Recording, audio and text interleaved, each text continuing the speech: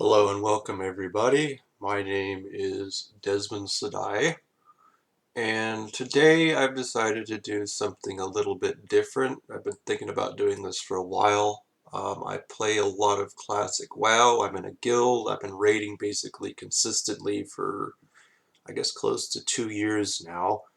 And with classic Wrath approaching, I figured I would do one of these tier lists for vanilla bosses. I was initially going to do vanilla and the Burning Crusade, but there's just a lot of bosses there. And I just figured I already have like 38 of these, and these are all the 40-man raids in vanilla classic WoW. So I figured I'd give this tier maker program a try, because I've just been thinking about doing this for a while. So without further ado, I should have everything fairly organized here. Um, I think we're going to start with Molten Core. And with Molten Core, I really don't have. I've done it probably maybe 15, 20 times, but this was a couple of years ago. And basically, my story with Classic WoW is I started in 2019. I played like every day for like a month, and I got to like level 54, and then I just quit. And then COVID happened, and I found that I had a lot of time on my hands, so I came back to raiding. And by that time, our guild was well into BWL. So I missed quite a bit of Molten Core. And to be honest, I wasn't that impressed. So what I'm going to do, and I'm not saying it's a bad raid. Like, I'm sure, like, if I started off, I probably would have really enjoyed it because, like, the gear is actually good in there compared to, like, for some reason, when you're leveling in Classic WoW, like, the gear from a lot of the dungeons was just absolute dog crap. Like, the stats were weird on them, and none of it was really good outside of, like, a few iconic pieces. And this is biased from a caster, obviously. It's different for melee classes, but for a caster, like, you get these weird stats with some of these items outside of the iconic like ones from Zul'Farrak and Scarlet Monastery and whatnot. There's a few good pieces out of there, but a lot of the gear was just crap. And then you finally get into Molten Core, and you have your first epics usually, and they all have good stat itemization outside of a few exceptions. So yeah, outside of that, the boss encounters really weren't that challenging. Like I said, I got into it late, so I'm gonna do. It's for like Lucifron, Shazra, Gehenna's, and the Harbinger, and Magmadar too. Like these all had decent loot, but they just weren't terribly entertaining fights. Like Shazra was actually kind of interesting because there was a mechanic like you had to stand in groups, otherwise he would blow you up. Lucifron was like a tank and spank. Magmadar had the fear and whatever, and then this guy dropped like a rain of fire. But overall, these were pretty easy bosses and just tank and spanks. So mechanics, that's one of my criteria. Like not a lot to them. Loot was good, but this isn't really based on loot entirely. I'm kind of biased too because I'm a caster. And so, like, I don't know, like, melee loot or anything. But in terms of, like, enjoyability and mechanics, these are definitely at the bottom. Gar was, I'm going to actually put him in C tier because there was mechanics with him. Like, you'd blow up the raid if you didn't, like, get the little shardlings or whatever they were away from the raid groups. There was some mechanics with that. Baron Geddon, same thing. Um, you blow up the raid if you didn't, like, get away from other people. And you had to, like, you had to do like the peekaboo thing where you couldn't like stand and I'm having trouble remembering all the exact mechanics of the fight. But yeah, Baron Geddon, we did have a few wipes on him. Gar could be a pain in the butt sometimes. This guy, he's another pretty easy one. What the heck was his name? Golmeg the Incinerator. He wasn't terribly challenging. And I think this guy, yeah, the Harbinger, he had like a group or whatever, but you just kite or whatever. Like I said, these are not challenging fights, any of them. Major Domo could be spicy because it did require some coordination, and we did have a lot of wipes on him. But again, none of these are very hard fights. Garen or Baron Geddon, I feel like we had the most wipes out of on these three just because people weren't quick enough. We were in a casual guild at this time. I was in a casual guild all throughout all Classic WoW, and now I'm in a more like semi-hardcore gear, so the next TBC tier list will be a different story. And Ragnaros, I enjoyed this fight. He has really good loot that didn't get replaced basically until Nax. Some pieces, like the neck for casters and whatnot. And obviously the Sulfuron, I think Golmeg actually had this too, but the Sulfuron pieces or whatever. Entertaining fight. You could usually one phase it by the time I was doing it. We were just pretty much had place on farm. But yeah, I think that this is pretty reasonable for Molten Core. Fairly easy dungeon, not really any hard encounters outside of Ragnaros, which could be spicy at times, but that's just stand in the right place and like do damage and don't stand next to other people. Like, he's not a hard fight at all. And so now we'll move on to BWL. I'm actually gonna pull it up so I don't forget the boss names on the other computer.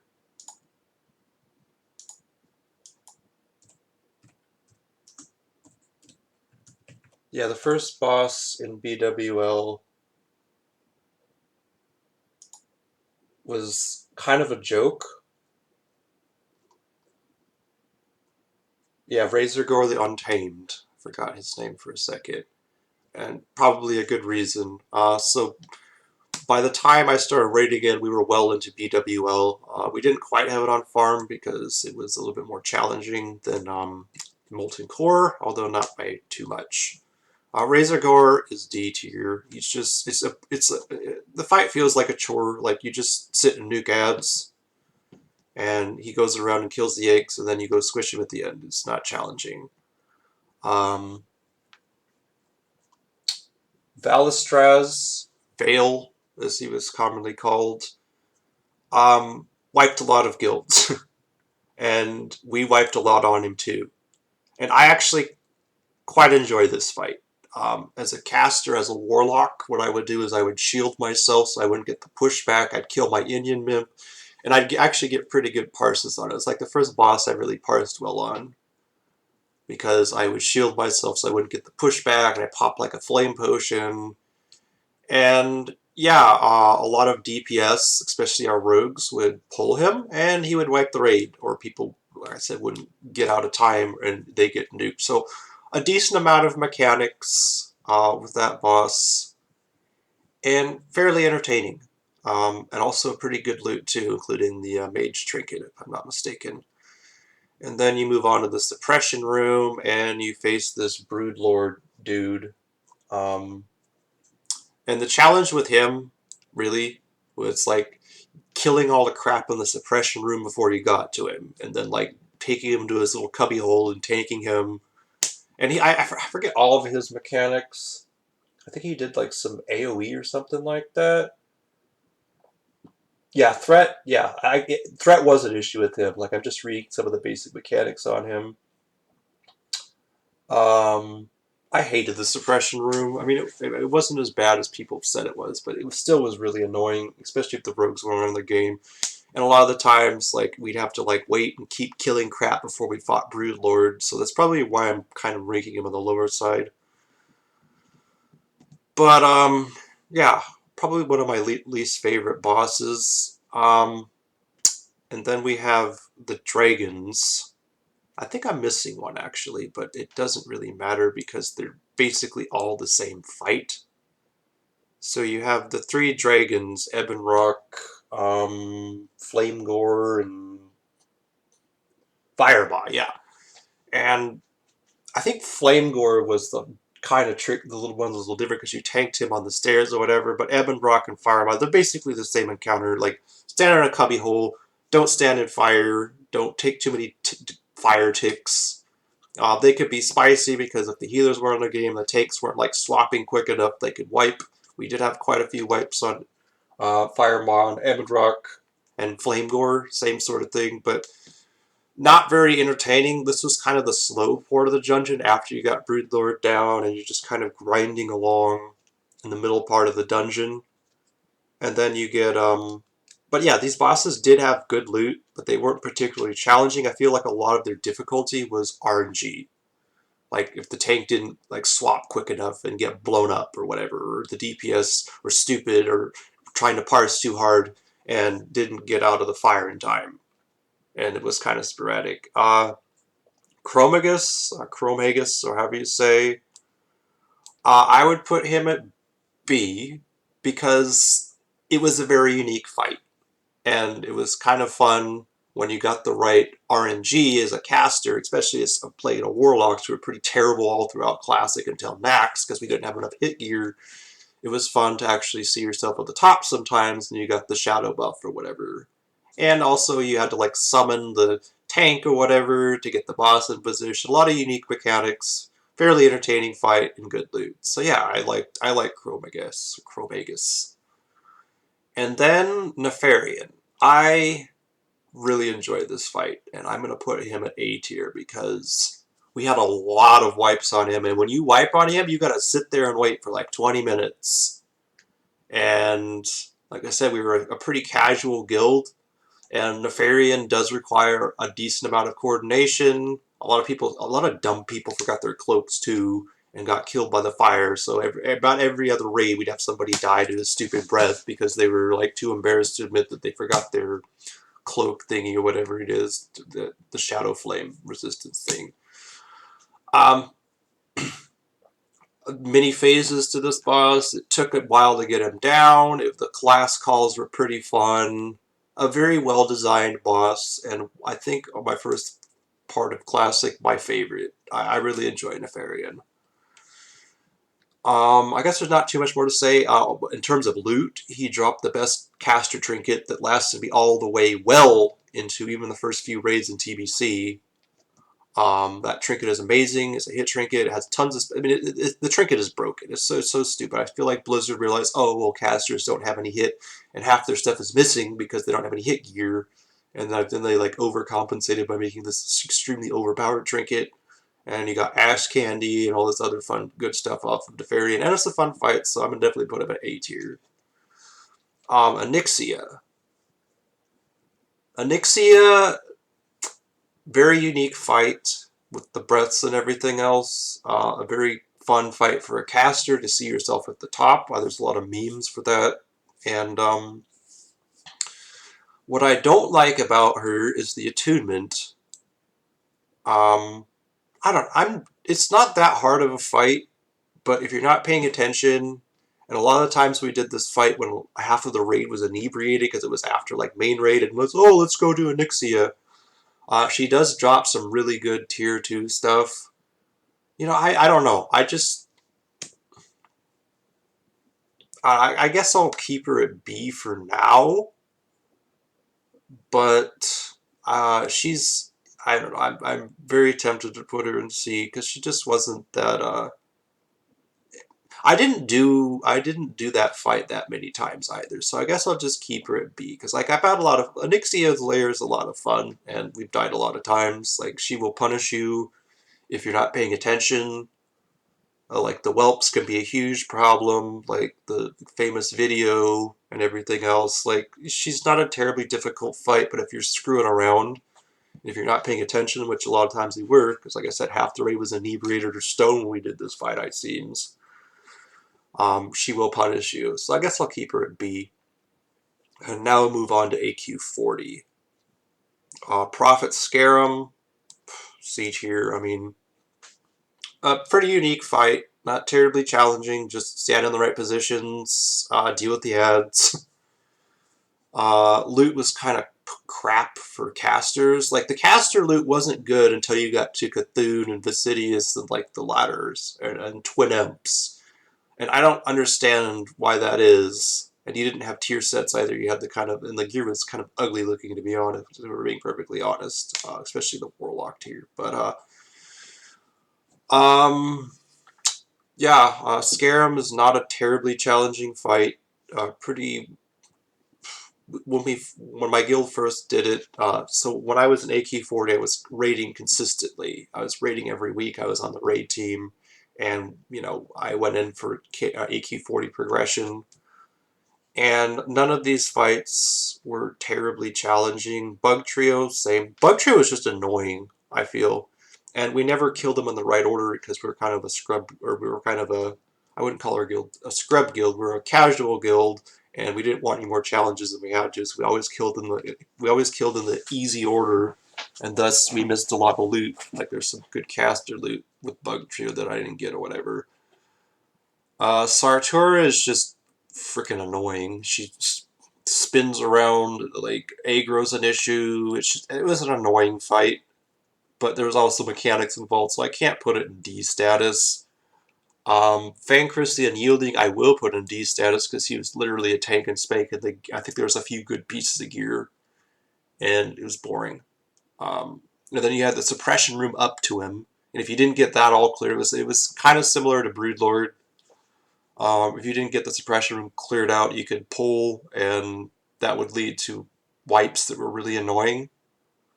So yeah, and now we're going to go to Hoo-Hoo, or Hoo-Hiran, however you want to say it.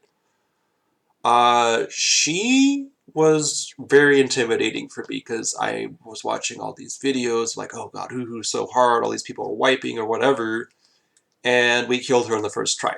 Granted, she basically wiped our entire raid, and because we all were so paranoid of her that we had all this nature resist gear on, so we weren't doing any damage. And like one of the mechanics of Hoo-Hoo is damage. You need to pump damage. She does have a few unique mechanics. She does have good loot. So, I mean, I guess compared to all these other bosses, I would put her, I don't know. I'm gonna put her in C tier. Like I'll move her, I guess, a little bit up in C tier because like out of all the other bosses, she's pretty enjoyable because there's actually some mechanics, although it's mostly just an enrage timer. Twin Imps as a warlock, I enjoyed tanking this fight. Really good loot, interesting mechanics. This was where we really had trouble getting through. This is where we met our first real challenge as a guild and had to do like actual progression on these two. Very entertaining as a warlock. I was able to pump quite a bit. It was fun being a tank and having to get the gear set or whatever. So yeah, Twin Imps is an enjoyable fight. Oro is annoying, but yes, he does have unique mechanics. I did not like this fight. I hated the crumblies, having to avoid the stupid crumblies. He wiped us so many times. His loot wasn't that good. He's just annoying. I don't know much more to say about Oros, other than he was just really annoying. And didn't drop that good of loot outside of a few items. And mechanics were kind of boring and annoying. Not a terribly challenging fight. I mean, it was challenging. I would say more so than like Hoo-Hoo, but probably at the same level as Twin Imps, but it just wasn't enjoyable for me. Resuvius. I'm gonna put him at B. He was an annoying fight. Very annoying. We didn't kill him until weeks after we finally got Cthulhu down because he is a huge pain in the butt. You have to have like frost. You can't do any conventional damage to him. You have to have frost gear, and then we use sappers on him. Outside of all the bosses here, he definitely has the most unique mechanics of all of them. It's just why I'm rating him so high. And I actually, despite wiping so many times on him and like having like the RNG factor and everything else, I legitimately enjoyed Resuvius. Very entertaining, uh, kind of amusing at times too, and yeah, I think that he is up there at a B tier. I think he belongs up there. Cthulhu. Um, Cthulhu is going in A tier. Extremely unique mechanics. Um, with avoiding the I-beams, going on the stomach. You're basically fighting an old god too when you're fighting him. Like, you really feel like a sense of purpose. This is the big bad boss of AQ40, you know, kind of the mastermind of like the gate openings and everything else. And to get to him too, you have to go to that. Oh, I didn't mention the trash in AQ40. That's a whole different discussion. But the trash getting up to Cthulhu was extremely annoying. I hated it. We all hated it. We spent hours and hours and hours dying and clearing and trying to get up to him. Like, the trash was half the fight. But then you get to Cthulhu, and everybody's happy. And, you know, by that time we've gotten Oro down usually, so we're ready to finish off the raid. And it's a rewarding fight. It's very fun. We did, like, our entire raid got wiped to the I-beam initially when we started him, so I have a lot of fond memories of Cthulhu, and I'm going to put him up at A tier with Nefarian. I think those two belong together. And I think we're ready to move on to Nax. Nax was my favorite raid outside of in Classic WoW, and my second next to actually it's at the same level. I actually did it a couple weeks ago on my 70 Warlock just for old time's sake. I went into GDKP and I just was like, oh, okay, I want to do Nax, and I only got like 300 gold out of cut because like the iconic items didn't drop, but yeah, Nax was a lot of fun. I have a lot of fond memories. Our guild was casual, and this is where I was really like, I need to make sure I get all my world buffs before I go in here. And this is where the raid actually got good at my class. And as a warlock too, the gear is extremely good in there, and I finally got close to my hit cap, which was extremely nice, not to have the stupid bosses resist all the time.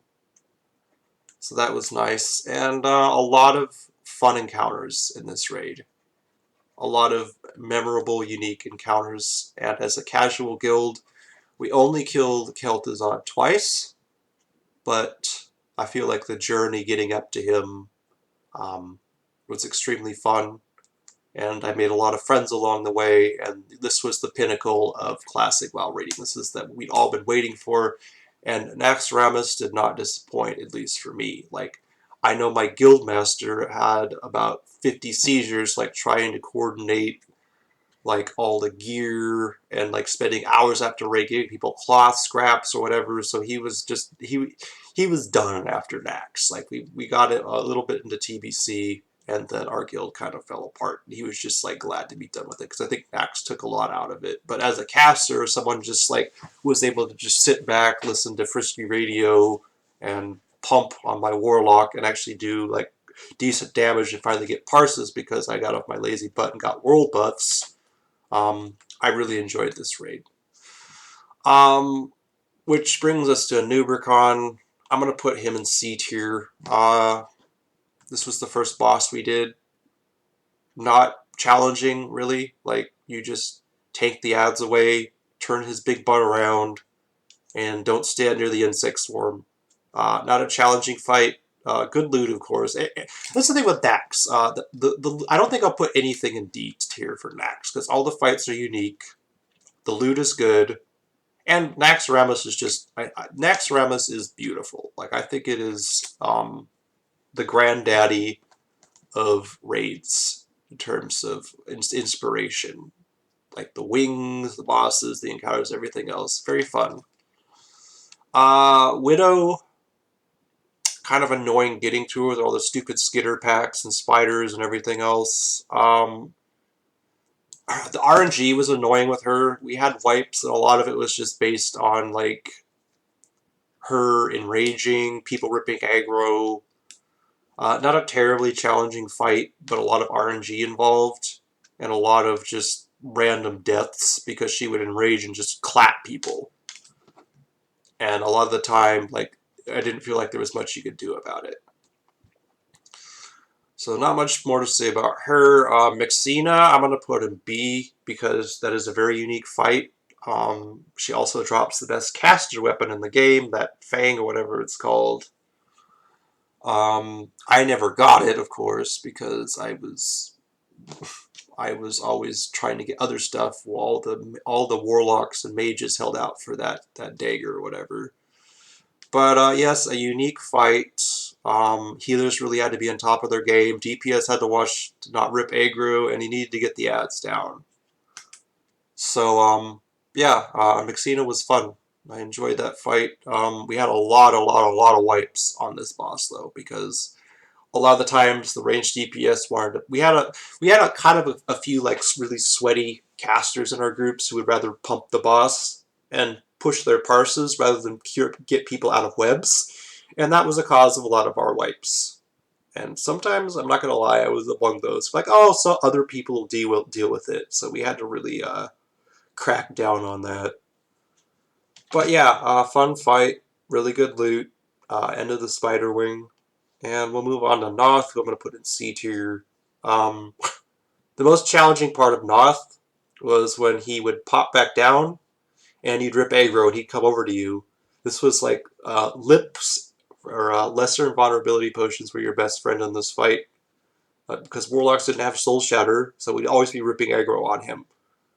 And you really had to watch. This guy killed me so many times. Like I'm embarrassed to say how many times I died to this stupid boss. But it was the easiest boss in Nax, in my opinion. And really good loot, some really good caster rings and whatnot. But definitely not a challenging or really memorable fight. I think we wiped like once or twice. Like you almost have to try to wipe on this boss. Hygen the Unclean, I'm going to put in B, because I liked his dance, even though I was terrible about it initially. But I got good at the dance. I think it was more intimidation and everything. Like, I think the first time we did Hygen, like, our entire, like, half the raid died the first dance. The dance is not hard. It is very unique, though. You do have to watch threat. I hate his stupid room that he would port you into. Like, that was really annoying. People would die in there because they wouldn't get coordinated, but that's more of just our guild, like, being casual. Lotheb, I'm going to put him at B, even though I did not like this fight at all. He was annoying. You had to really watch your health, and if you didn't have the DPS, this is where we had to have world buffs. Like, a lot of weeks, we would stop before him because we could not get him down without world buffs, and he was like a hard... Oh, I forgot Patchwork. That's the boss that I'm missing in here. He was a hard stop. And I didn't put Patchwork in here because I forgot because it was 35, but I would put Patchwork and Lotheb kind of in the same tier. Patchwork was not a difficult fight. I mean, Patchwork's ugly as heck anyway. I don't think anybody really misses not seeing him. But definitely Patchwork was iconic. Lotheb was a lot harder than Patchwork. When we first killed Patchwork, we didn't have world buffs because we kept dying because we didn't really have the DPS and our healers ran out of mana. But Patchwork became super easy, so I put Patchwork in B because he was entertaining. It was fun to pump. I think that was the first time I got like an orange parse was on Patchwork because I was just, you pop your potions and everything and just go, go, go, go, go, go, and just make sure you watch your threat. He would clap a lot of people who were paying attention, but Patchwork took us a hot minute to get down just because of healing issues and whatnot, and because people weren't watching their aggro. Like, that was a huge thing. But yeah, Lotheb was definitely a lot more challenging than Patchwork. And Lotheb has some really good loot too. So he definitely belongs in B, even though I did not particularly enjoy Lotheb, and I did enjoy Patchwork. So Resuvius, this guy can go to hell. He is annoying. Like, it's so much RNG. Like, if the priest spell resists, like, is insta-wipe, or we wouldn't wipe, we'd have to run back up the stairs or run to the stupid plague cart. Like, we did that so many times. I hate Resuvius. But I'm not going to put him in D because it is a unique encounter. It's just a very annoying encounter. And there's a lot... I feel like there could be a lot of tuning, and I hope that when Nax comes out for Wrath, that he's not so stupidly annoying as he used to be. Because that was just... we would usually do him without world buffs, we lost our world buffs or whatever, we do Resuvius or whatever, because he just is annoying. And like, it's all RNG. And if the priests weren't on top of their stuff, if the DPS didn't get out of the stupid shout in time or whatever, we had a lot of wipes to him, but mostly due to RNG.